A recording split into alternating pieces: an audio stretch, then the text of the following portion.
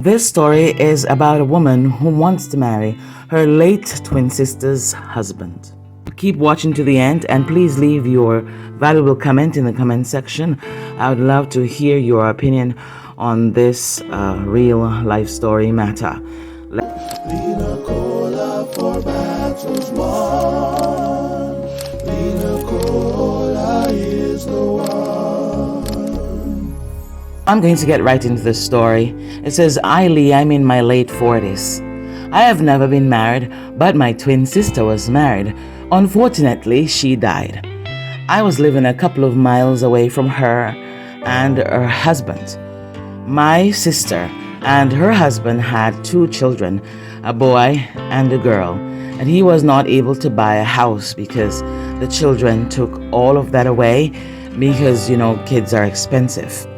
When she died, his widower became very close to me, and I helped him out in every way. She had life insurance, and I helped him out with that.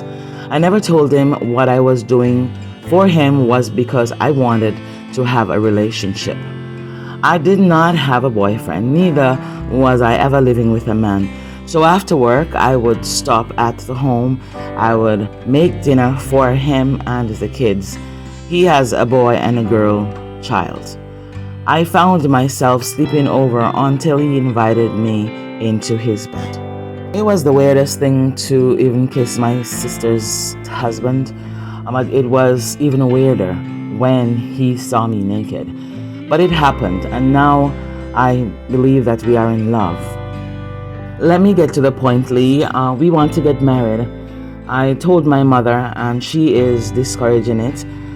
She further said that my sister will wake up from her grave.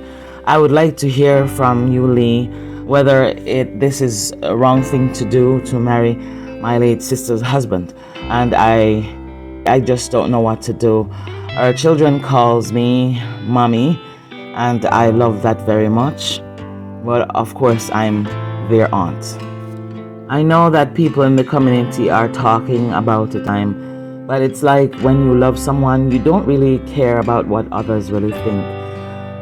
Even though it's my sister's husband, I still want to be a part of his life. I want to grow and build with him because my sister is not here anymore. Lee, what is your opinion? Please, please, please. Thank you in advance. This is my response to her, and I know if you feel the way you're feeling now, that really no opinion that I'm giving you because you stated that you're in love with him may not make a difference. Your mother is not in agreement with that type of a lifestyle, and he has children, a boy and a girl, to carry on his name. To me, it seems as if you guys were involved in a relationship before your sister passed away.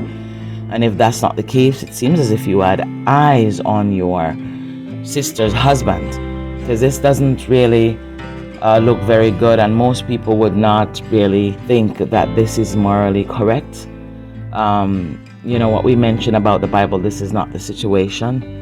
The matter is addressed only in the male form. You two are already locked together, so therefore I think both of you should go get counseling. You don't have any children of your own. If you have children, bear in mind that her children who are left behind will be cousins, as well as they will be calling you auntie and stepmom. And if you're okay with that, then that is some decisions that you will have to make. I'm with your mom on that side. Technically, your sister is gone, but I don't know how I would feel being with my late sister's husband, knowing that they were locked together. Okay, she's dead, but I think you have to draw the line somewhere, knowing that you are related by the law.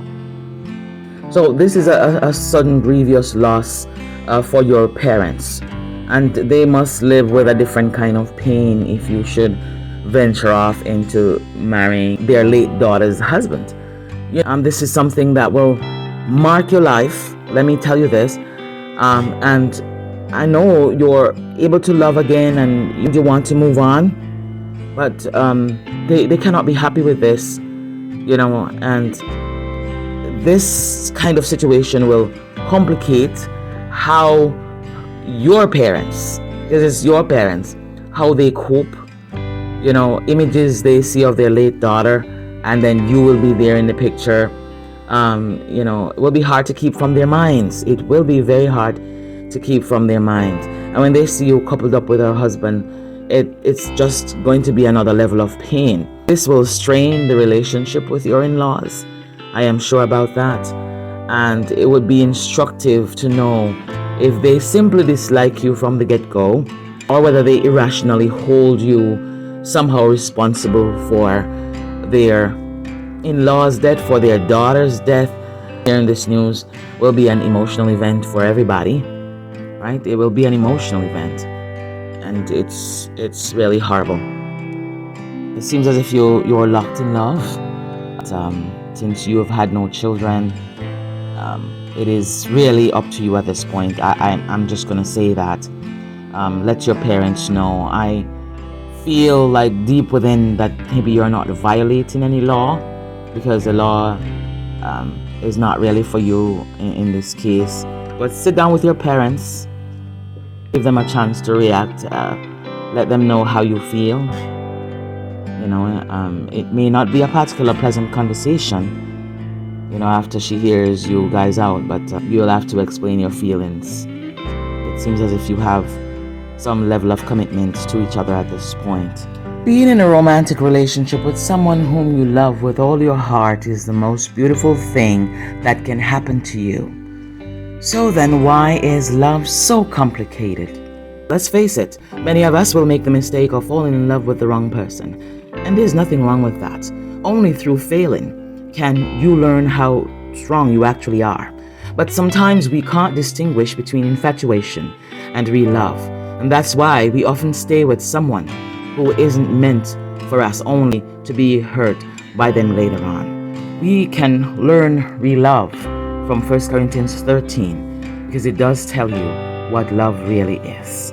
Love and relationships are a major part of the human experience, but they mystify many of us. If you're not going the same direction in life, you will hold each other up just by trying to be together, regardless of the attraction initially. But if both of you want the same thing, or you're heading in the same direction, then your life can be in harmony. Remember, destiny means everything, because if you do not have a real destiny together, then trying to be together will impede your progress. You actually will be hurting one another by trying to be together. You will be preventing each other from really moving forward in life and finding the people and the purpose that are essential for your being here. God has sent you into the world for a greater purpose. This purpose requires interaction with certain individuals along the way, and eventually with certain others who will play a major part in your realization and expression of this greater purpose. So try to unite with other people for other reasons will only interfere with this essential process in life, and the results lead to prolonged unhappiness, confusion, and compromise.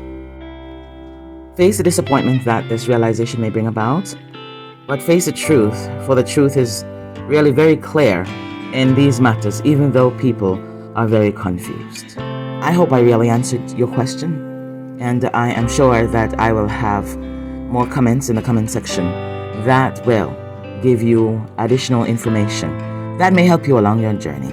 Walk good and take care.